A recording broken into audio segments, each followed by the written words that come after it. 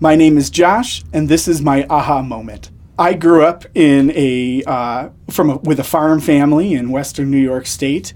Our livelihoods all was based on farming, and with that comes a lot of those country values that people like to talk a lot about. At the age of 22, I had the opportunity to go to graduate school, and I just went one state away, 4.5 hours away from my hometown.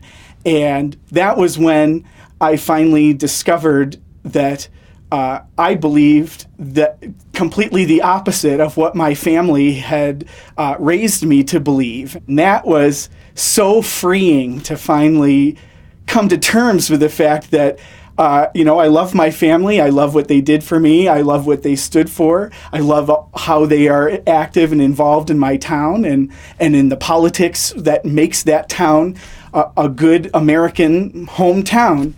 But all of their stances were just completely wrong to me. I don't have to like every single thing. I don't have to support every cause, and I don't have to write a check to every same organization that they do in order to feel as though I'm participating in the process and I'm doing my part as a citizen in the country. You never really find who your true self is until you leave your hometown. The best thing that I ever did was take that chance to leave my hometown, and by leaving that hometown, I found a side of myself that may have been suppressed because of those family pressures and those hometown relationships. When you can get some distance between yourself and what's comfortable for you, you might very well find something brand new in yourself that you never imagined to find before.